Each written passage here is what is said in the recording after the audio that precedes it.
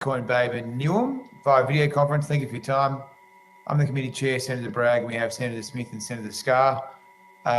Information on parliamentary privilege and the protection of witnesses has been provided to you as part of your invitation to appear. The Hansard record, can you please each state your full names, capacity in which you appear? Let's start with Oz Merchant, then Bitcoin Babe, then Newham. Mitchell Travers from Oz Merchant. Thanks for having me. Do I start with the state? Is there anyone from Bitcoin Babe? Sorry, you got Michaela Jurek from Bitcoin Babe. And Newham? Michael Manassian from Newham. Sorry, yeah. Okay. I'm going to just ask you all to have brief opening statements just to keep them to 3 minutes. Let's start with Oz Merchant. Sure. Well, firstly, I'd like to thank the Select Committee for the opportunity to discuss and reading my issue paper. Oz Merchant was founded in 2020 to bridge the gap between traditional finance and cryptocurrency and utilize the full functionality of cryptocurrencies for sort of this parallel financial system we're building and build that synergy between the two. Some of our services that we've already launched is over-the-counter trading operation, a blockchain back-office accounting solution, which enables for merchants to accept cryptocurrency as payment and trade those cryptocurrencies for Australian dollars. Other sort of aspects of Oz Merchant is a managed investment scheme, as well as a NFT creative agency. So what we're trying to do is build an end-to-end custodial ecosystem for, as I said, bridging that gap between traditional finance and digital finance for Australian businesses. And we're focusing specifically on being a business-to-business digital asset service provider. And part of our sort of strategy for going to market is to achieve a high level of self-regulation in anticipation for this growing industry.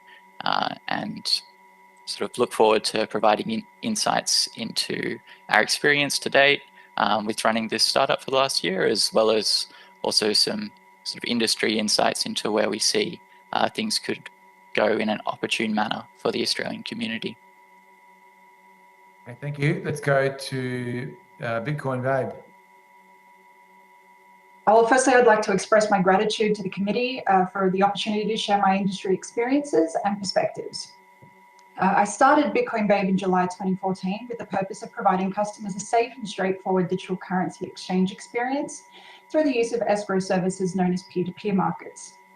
What started out as a niche marketing gimmick with some quirky alliteration quickly became Australia's largest and longest running peer-to-peer brokerage service.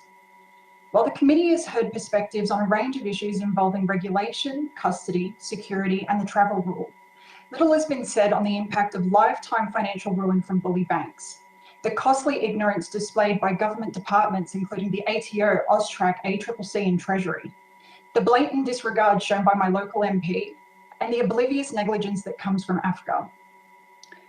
As of yesterday, I have been debanked and banned from 91 banks and financial institutions. That's 91 lifetime bans.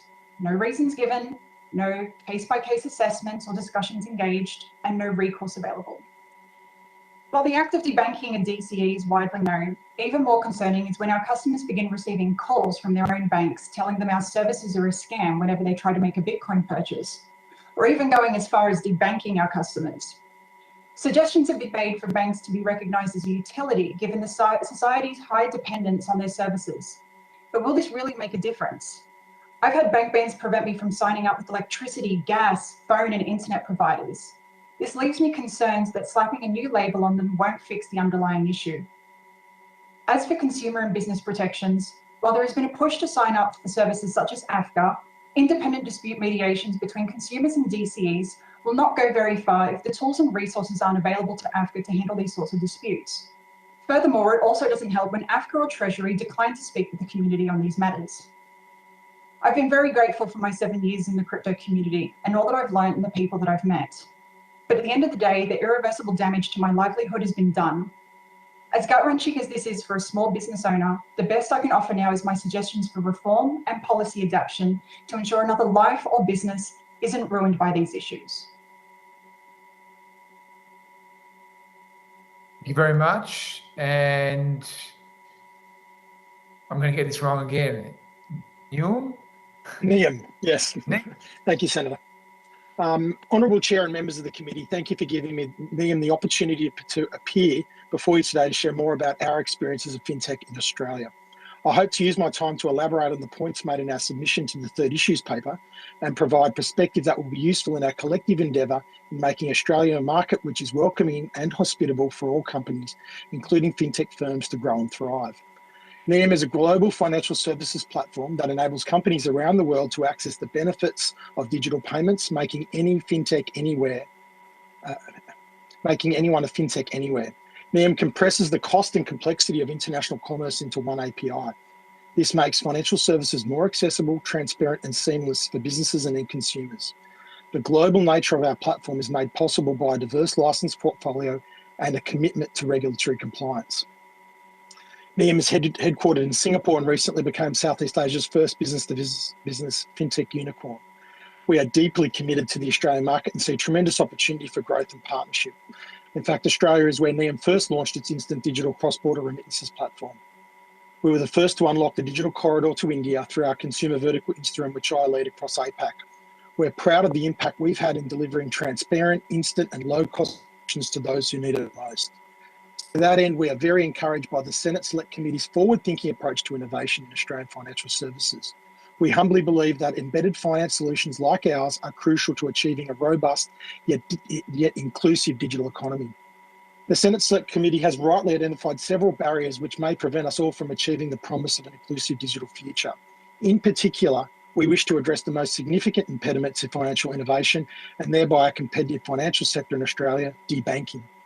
As we noted in our submission to this committee, we have been debanked several occasions. In fact, NIAM has bank relationships in 40 countries around the world, and yet Australia is the only market where we've been debanked. Many established fintechs are wary of sharing this truth because they're concerned with the material need to maintain their existing account or secure a new one. Just think about how existential having a bank account is to your daily lives or to the vitality of Australian small businesses, which are the backbone of this economy.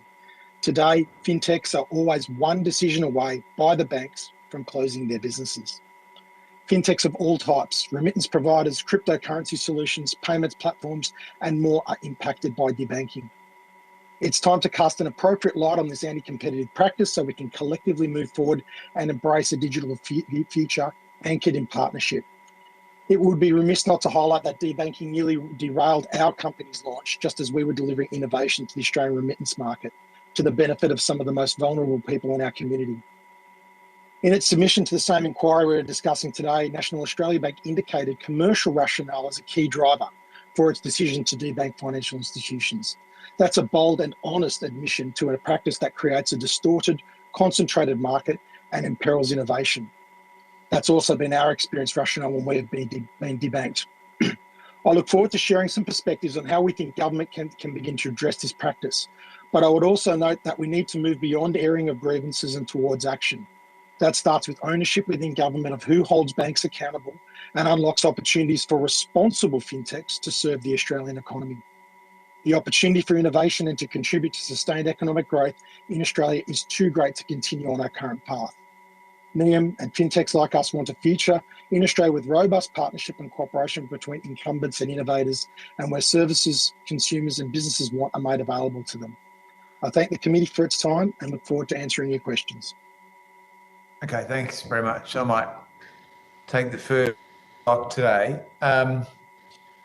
So can I just establish what everyone is doing? So I'm saying that Bitcoin Babe and Oz Merchant, your digital currency exchanges? That's correct. Correct. And NIAM is a remittance provider, is that right?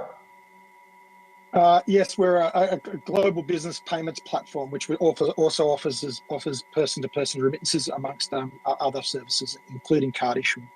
Okay, but you're not in this kind of core crypto space, are you? No.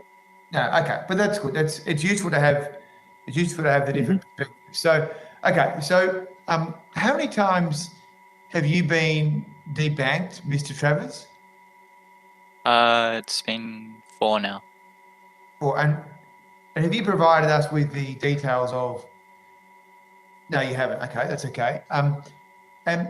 And so, what are the reasons you've been given for being debanked? As far as I'm aware, it was a risk avoidance, risk off attitude, where the reasoning was that we were outside of the scope of services for these banks, and we weren't given an opportunity to provide enhanced due diligence procedures, such as providing extra documentation, etc., from these banks. Okay, so your registration with Austrac is worthless to a bank, it sounds like. Yeah, and we also, yeah, correct. By the sounds of it, we were willing to provide all of the supporting documentation, the registration. We've done that on multiple occasions for our sort of industry counterparties in providing that enhanced due diligence. But when it came to reaching out to the banks after being debanked or receiving the 14-day closure notification, there was sort of no recourse, similarly to Bitcoin Babe. Ms. Jurek, how many times have you been debanked? As of yesterday, 91. 91. And you've provided some of these examples to the committee. Yeah. I think publicly. I mean, I have to commend you for this information, because it does aid the committee's deliberations to have these materials in the domain. So 91 times, and again, has anything been said about your registration with Austrac? It's never been asked for. Okay. So, the common reasons that you've been given? As you'll probably see from the letters, not a lot. There's no reasoning given. It's just, sorry, we can no longer offer you our services. It can range anywhere between 30 days notice all the way up to 24 hours notice is the shortest time I've been given to find new banking arrangements. Okay. So I mean, you may have followed this committee's process so far. I mean, I think, in Australia, we don't force people to we don't provide banks with mandates to provide services to any part of the economy. I mean, that's just not the sort of economy we have in Australia. So what we have done is we've written to the banks on behalf of the committee seeking explanations, and now we're doing these hearings. The banks have said to us that the reason that one of the main drivers of debanking of crypto businesses is the lack of regulation and the low level of regulation. So if you follow that conclusion through, if we were to recommend and the government was to adopt a more thorough licensing framework and a more detailed policy framework here, theoretically remove the justification for debanking. I mean, what?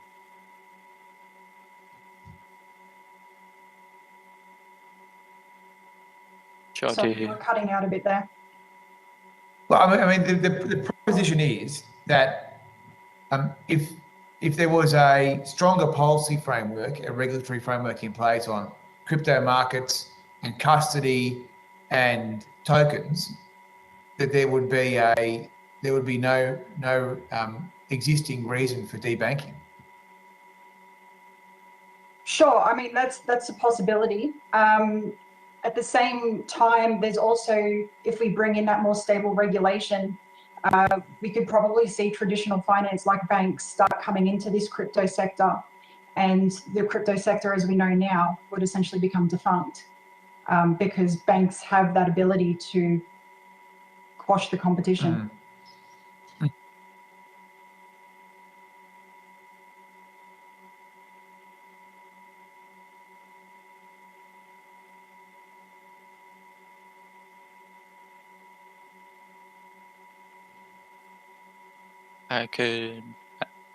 I make a quick comment on this point?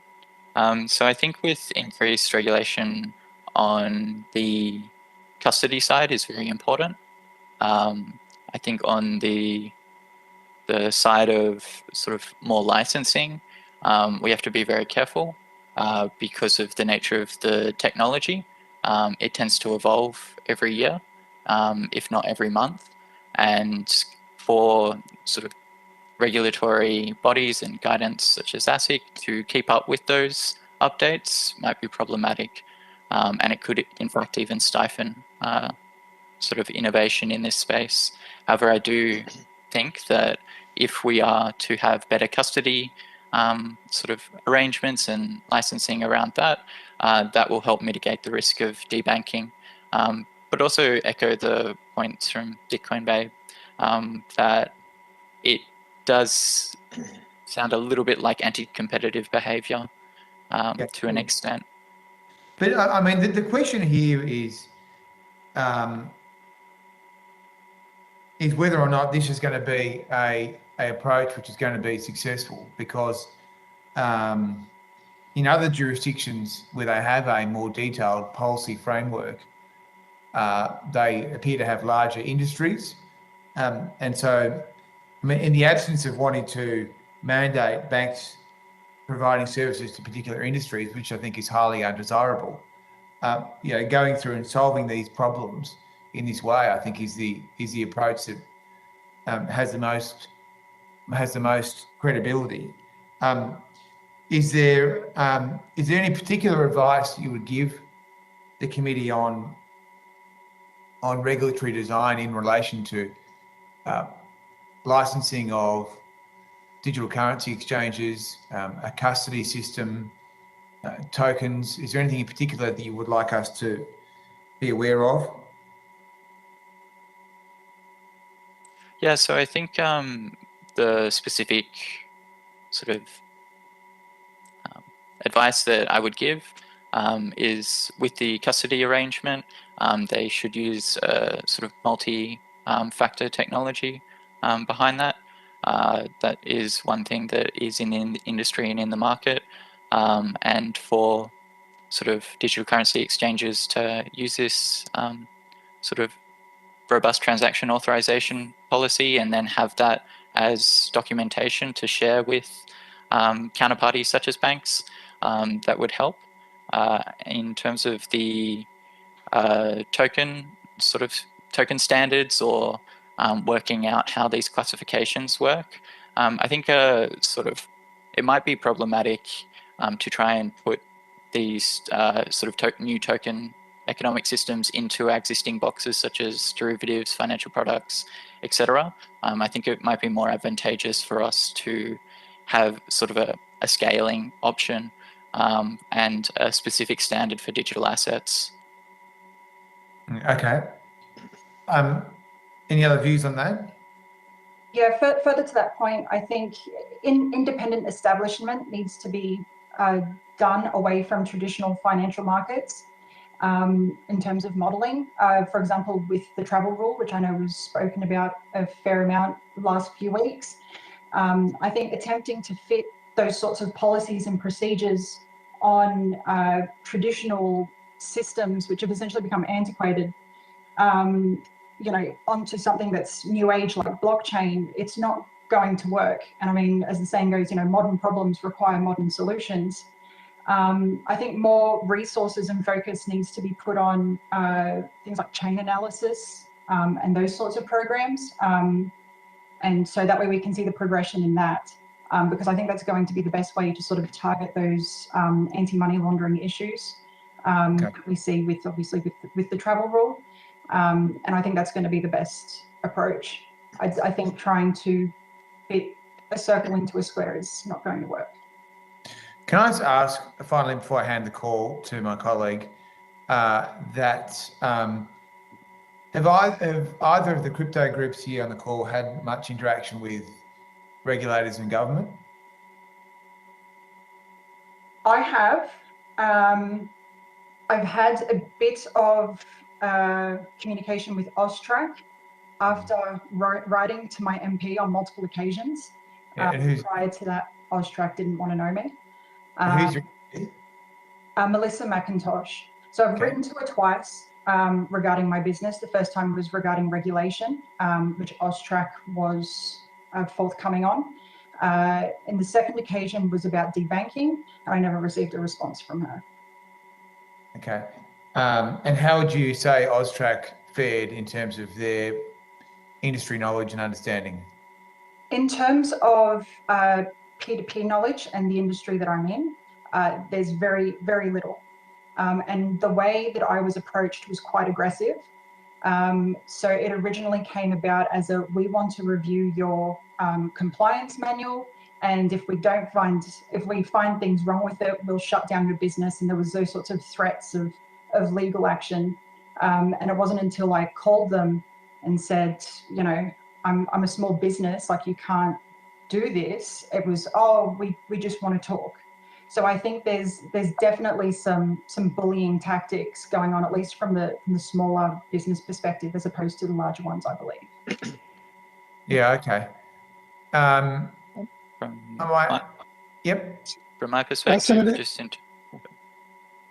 just in terms of our industry sort of involvement with regulators, I participated in the Blockchain Australia Roundtable, the RegTech Roundtable, and there was, I think, sort of a lift in the interest and the standard of knowledge from AUSTRAC after we had that industry engagement in terms of sort of trying to find a solution to this issue. That was earlier this year. Mr. Minasan? Manassian, yes, sir. Senator, I just wanted to make a quick point to your earlier comment about regulation. NEAM is regulated by both ASIC, we hold an AFSL, plus AUSTRAC, where I hold a registration there. We hold an exemplary compliance record in Australia, and yet we've still been debanked. So to your earlier comment around regulation potentially being solved, you know, I'd probably, dispute that point, but yeah. Well, no, I mean, I'm going to hand the call over now, but I just make this point about debanking, that there is a clear difference between the debanking that is happening in the crypto space and the debanking that is happening in the remittance space. I mean, it appears that there are a range of reasons, including a lack of regulation, which is driving debanking in the crypto space, which is something that this committee can help solve. In relation to remittance, I suspect that there is anti-competitive drivers behind that, because the banks have had a monopoly over ripping people off for remittances forever. And so, you know, I think both of these issues are solvable, but they will require different tools. And with that, I'll hand the call to Senator Smith. Thanks, Senator Bragg, and thanks everyone for your submissions today. Ms. Jurek, I just want to go to your experience, and I know you provided us with quite a detailed submission about your experience of debanking and what it's meant to you, but I was just hoping you could help the committee with a bit of a human perspective on what the actual impact is when someone debanks you, how it impacts not just your business but your broader affairs, and what opportunities you thought you had for recourse or to challenge things or to get support. I'm just interested in you as an individual, how you found that experience and its impact on you. There's been zero recourse for me. And like I said in my opening statement, you know, there's been instances where debanking has caused me to be denied from being able to get utilities or phone and internet services, which I think is very concerning. You know, and there's also products, you know, around banking that, you know, we also rely on as a part of that process. So whether it be, you know, credit cards, mortgages, loans, insurance, superannuation funds, all that stuff has essentially been denied to me. You know, so, and that's for a lifetime. So even if I decide, you know, Bitcoin Babe isn't for me anymore and I want to move on with my life, you know, there's nothing, you know, I can't go back and say, oh, well, I'm not doing Bitcoin now, so you can let me back in. That's not going to happen. You know, I've had banks go as far as report me as being like a terrorist on some databases, and that's what stopped me from being able to get some of these services. which clearly isn't the case. I mean, like I said, I've been doing this for 7 years. If I was doing something bad, I think I would be locked up at this point. So I think in terms of recourse, absolutely, more needs to be done and more needs to be available. And what do the banks say? I mean, when you've been debanked, and not just in terms of your business, but when you've been personally debanked, what do the banks say? Sorry, we can't offer you services. Please find somebody else. Right. And who else do you talk to when that happens? I mean, when you're sitting there and you get that letter and find out you've got to go find another solution, not just for your business, but for you as an individual, who did you ring? What did you do in that circumstance? So initially, I put the call through to AFCA, or FOS as they were known back then. It was essentially just the terms and conditions of the bank state, they can do this, sorry, nothing else you can do. I wrote to ACCC regarding the anti-competitive side of things, received no response. Wrote to my local MP regarding the issue, no response. I wrote to the Small Business and Enterprise, Family Enterprise Ombudsman. While they've been a very good ear in terms of listening to my problems, unfortunately nothing's really come of that. Yeah, there's really no recourse that can be taken, and going to the, I mean, I went as far as going to the media thinking, the squeaky wheel gets the grease, but unfortunately that just made issues worse and essentially sped up the issues. When you say it made it worse, can you just explain what you mean by that? Well, once you Google my name and it comes up with the news reports and everything that I've done regarding the issues, and it puts you on those registers and those watch lists, it essentially makes it a lot quicker and easier for banks to go deny. And there's also a ripple effect that comes from that as well. I've got family members that have been debanked as well, and that's not because they've had anything to do with Bitcoin. It's just a matter of guilty by association. They fit a profile, whether it be a same last name or a same address. They're essentially wiped out to ensure that there's no, smurfing from the other accounts. And does this extend beyond your banking products to things like insurance? Has it impacted you there? Yes. Obviously banks that resell insurance products, I can't have insurance with them. Same with super funds, self-managed super funds. I had a super fund, self-managed super fund that was shut down after a debanking incident, and they sent me a check in the mail for the super fund balance. Right. Why do you think the banks do this? Your guess is as good as mine at this point. Personally, I think it's from an anti-competitive standpoint. In terms of, they didn't like that, there was this competition coming through that, Bitcoin and other cryptocurrencies posed. I think the other issue is lack of education and also lack of funding, which sounds a bit ironic coming from, a bank. Obviously there's issues with cryptocurrency in terms of fraud and scams and whatnot. Obviously that's prevalent in all industries, but the ability to sit down and actually learn how these scams and fraud tactics work, I don't think there's that interest from banks to do that, and therefore that's because it's associated with a high cost of doing that sort of education, which subsequently leads to banks terminating such relationships because it becomes too costly for them. Right. And in terms of what happens in a regulatory perspective moving forward, I mean, there are broader calls for the sector to be more thoroughly regulated in terms of that being beneficial in giving the sector legitimacy. If there was greater regulation and the sector did have that level of sort of being brought within the system, do you think that would have had an impact on your experience of debanking and your experience with the major institutions? Honestly, seeing what's happened with remittance services, no.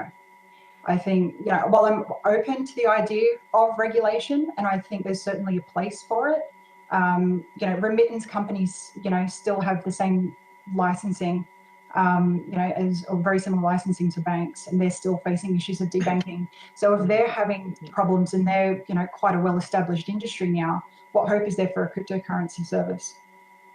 So what is the answer? I have a number of suggestions, which I'm happy to provide into greater detail, probably on notice. But I think providing some sort of grant or funding scheme to payment processing services that are third parties that are away from that traditional banking sector could be an option, and sort of promoting the ability to work with those sectors. Otherwise, RBA has bank accounts. Have the RBA start issuing bank accounts. I mean, they've done it with the environment sector, so I don't see why it can't be done with cryptocurrency. Okay, thank you. I appreciate your submission to us, and I know it's very personal for you, so I appreciate you stepping us through that story in a very, very public way. Mr. Minassian, I just noticed you nodding curiously to some of the things Ms. Stewart was saying. Just wanted to give you an opportunity to jump in there on any of the points that she made, if there's anything you wanted us to know and understand as well. Yeah, look, thanks for that, Senator. I think in terms of solutions moving forward, we've put this in our submission. There's no process around debanking. There's nothing that's stipulated to the banks in terms of appropriate notifications to entity. I mean, as you seen examples of 10 days notice in order to find new banking arrangements. There's no opportunity to remedy practices if we're deemed to be, or an entity is deemed to be non-compliant prior to debanking. There's no clear process that gives both either the bank or the debanked entity any clarity as to why they're being debanked. And then following up, and this has been a common theme I've heard from several of your submissions, there's no due process to follow for those that have been debanked. This is within the bank's terms and conditions. They can seek to cease offering services at their will. So to that end, there's no real opportunity to appeal the decision and to gain any further clarity as to why you'd be debanked. I was nodding furiously before because the reasons that are given by the banks are very opaque. They're very, very vague as to why they are ceasing to provide banking services to you. I've had some bankers provide me with verbal reasons as to policy shifts within the bank, etc.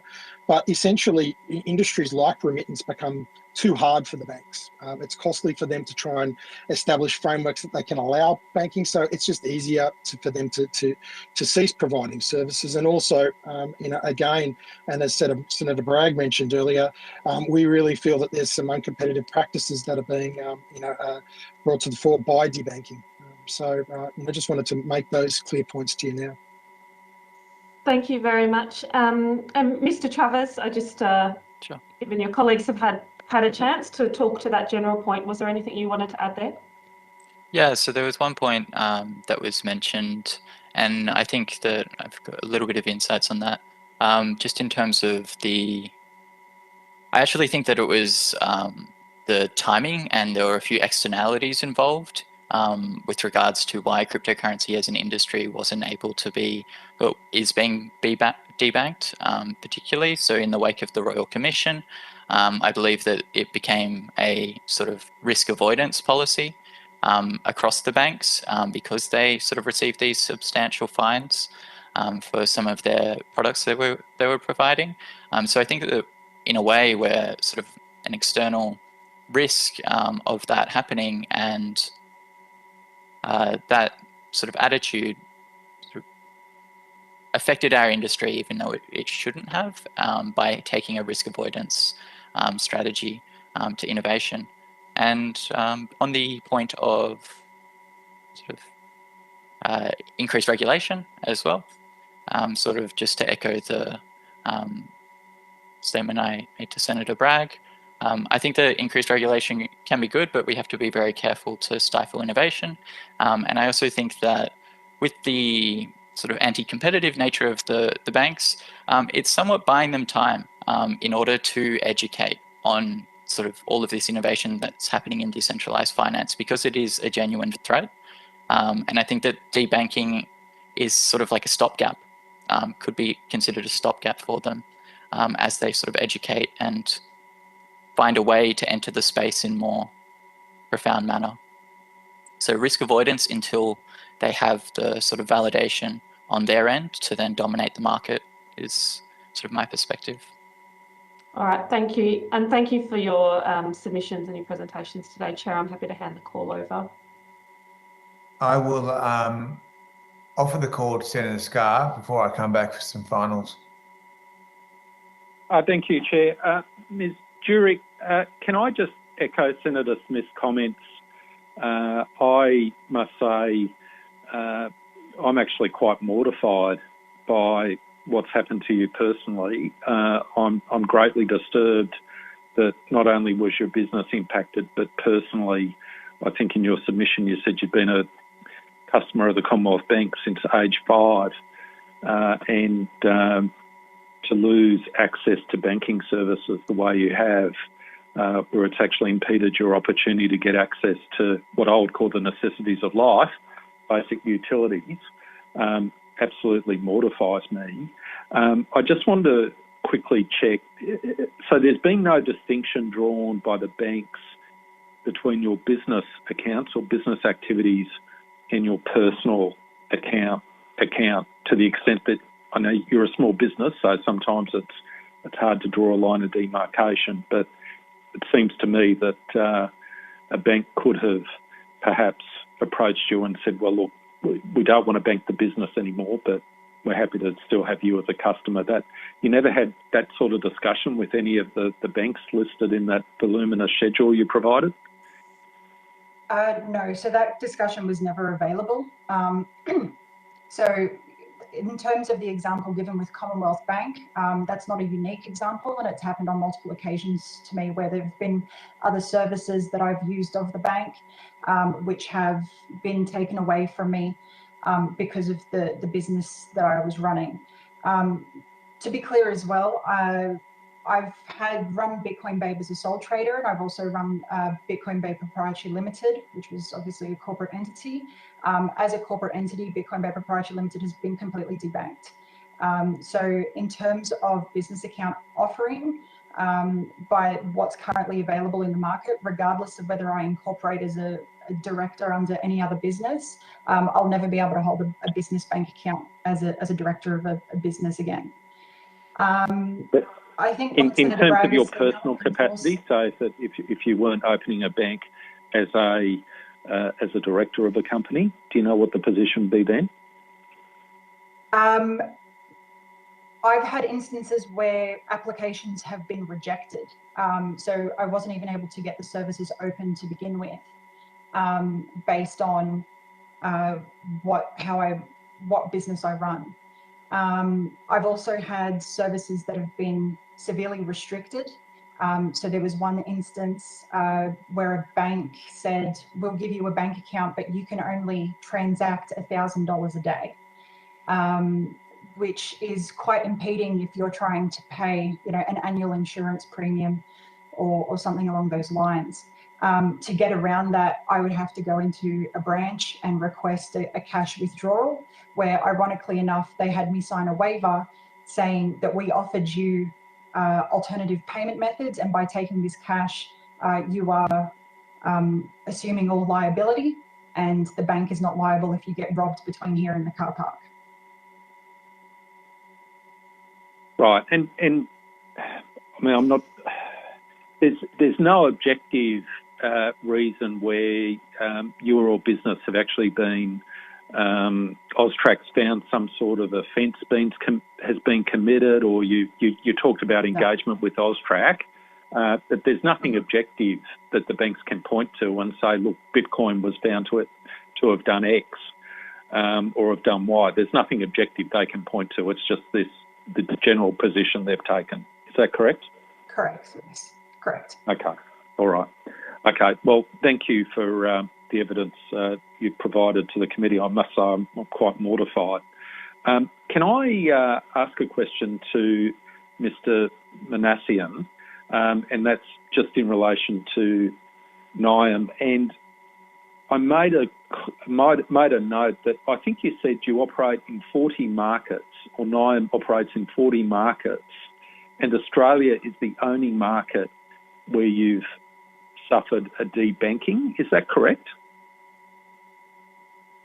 Yes, that's correct. We hold accounts and banking relationships in 40 different countries, and this is the only market where we've been suffering from debanking.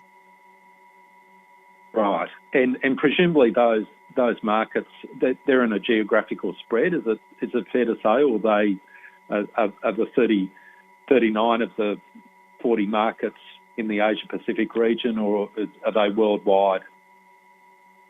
No, they're completely global. Okay, and I think you made the point. I think it was you, Mr. Manassian, in your submission, that in the United States they actually have a particular. Some of the banks have a particular protocol they go through with respect to these sorts of business in terms of opening accounts. Is that correct? Yes, that's to my knowledge. Yes. Okay, but Australia. That's one of our recommendations. Yeah. Sorry, go on.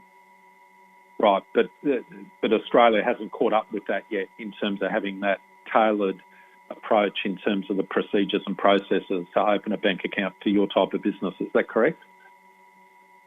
Well, look, certainly, a remittance business or a payments business such as NIAM would undergo enhanced due diligence by any bank. So I think banks do that when they look at the class of business you're in. However, and as we mentioned earlier, there's no real process around engagement around the debanking process here. We see very little evidence of that engagement.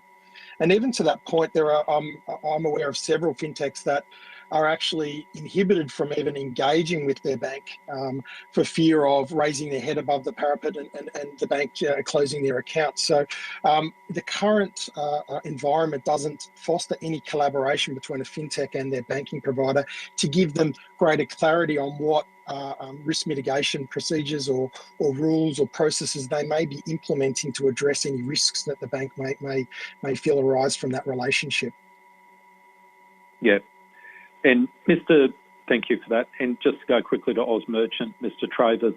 So again, it's a similar issue in terms of what Oz Merchant has experienced.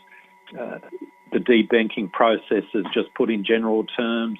I think the quote you provided in your submission was, and I quote, the bank said, I quote, "We have changed our internal policy to no longer do business with any business dealing with digital assets," end quote. So there's just no engagement at all once you're in this process. Is that correct? Correct. And I will also speak to the question you gave just prior. We're really also, as a risk mitigation strategy for the business, engaged in international banking, and one of these being in the US. And I think I put this in my submission too.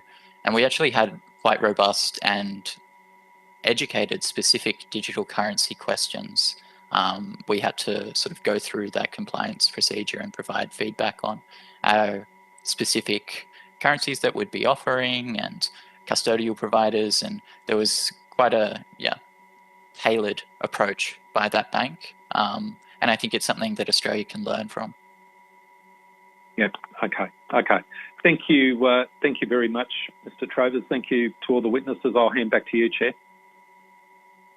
Thank you. I just wanted to tidy up with a couple of things, because we do need to move into solution mode. So the issue is there's obviously a problem with the AUSTRAC registration in that it's too light. What sort of conditions do you think should be applicable to digital currency exchanges? I mean, what sort of risk management and governance schemes do you think would be appropriate? Bearing in mind that we do want people like you to be running these businesses. We don't want to have a huge barrier to entry, but we want to make sure that we give financial institutions enough comfort that risk management issues are being addressed. So what sort of what sort of governance arrangements do you think should be in place for digital currency exchanges? Personally, I think that's a question for the banks, because they're the ones that are debanking us, right? If they're the ones with the problem, then they need to sit down and say, okay, here's the problems we have, and here's how we're willing to, fix it and meet halfway. The problem is that there's no discussion being had, because the banks don't want to sit down and have that discussion. I've, attempted to have that discussion on multiple occasions with multiple different banks, and it's not happening. So whether it be a government-induced or the banks do it on a private level, a conversation needs to be had between all parties about what's adequate. I don't think there's an interest in asking a specific industry. Well, I mean, I guess the point of this review is to deal with that issue, and we've asked the banks, and the banks would say, well, there should be capital requirements, there should be key personnel arrangements, and the like, which I think makes a lot of sense from my point of view. That we don't want to put this beyond the realms of, we don't want to destroy innovation. So we've got to balance that. That's why I'm asking you what you think would be reasonable, given that you both seem to agree that the digital currency exchange registration is a very easy registration to achieve. So do you have any other thoughts on this? Yeah, so I'm not sure whether or not, I think the first place we should go to is making the AUSTRAC registration more specific and tailored for digital currencies. It does read a lot like a remittance registration to date. So I think adding extra industry and technology specific sort of points and questions, such as those authorization policies, do you use multi-factor keys, etc., into the registration? That could help and support providing evidence in the registration process to then pass on to the banks when, of course, you go to open a bank account to run your business. Similarly, I think it could be an option for another sort of regulatory body to come in. However, I think the current level is good for startups, etc. But once a startup gets to a particular level, it could go into a more tailored financial licensing regime. However, very conscious that there needs to be education, so we get that right, because this is quite a unique technology here, and it has plenty of benefits like immutable ledgers, etc. But we have to be very mindful of sort of privacy and other issues involved in that. Okay, well, can I ask you both to please take any other thoughts you have on notice for the committee on this, because it's a crucial question. We are trying to solve these issues for you. Are you both able to obtain banking services today, or is that not possible? I'm running out of options very quickly. Like I said, it's still an ongoing issue. My most recent debanking incident was yesterday, so it's still prevalent. Similarly for us, we actually had a more positive review process where we were able to, it was a money remittance services business enhanced due diligence form, so it wasn't tailored to digital assets. However, our current banking provider gave us that opportunity recently to provide that extra compliance documentation. That's currently still under review. And we also use a payment processor for our customer monies to create that separation of funds. Okay. All right. Well, look, I might say at this point, I mean, I'm very sorry about the personal impact this has had on you. This is, this is not what setting up a small business is supposed to be about. It shouldn't cost you your reputation and have those sort of issues that you've had to face. So my hope is that we can solve these issues for you. As I say, it's not an easy set of issues to solve because we don't mandate that the banks need to provide services to any particular company, whether that be cryptocurrency or a mine. And that's just not the sort of economy we have. It's not the sort of economy we want to have. Trust me. So we do want to work through these issues with you. I would implore you to come back to us with any other design features you think that would be useful to put onto these digital currency registrations, which may become licenses that could give the banks greater confidence. And rest assured that we will pursue this with the banks as well. I mean, they won't be. We've already written to the banks. We've sought their explanation. They've said that they want regulation, so there'll be regulation ultimately. And so we will remain, aware and focused on these issues because it wouldn't be appropriate for the it wouldn't be appropriate for them to move the goalposts given the processes we've now been through as a parliament and in engaging with you. So just like to thank you again, all three of you, for your time, and you go with our very best wishes. Thank you very much. Thank you. Okay, thank you. Now we Thank you, now Senators. move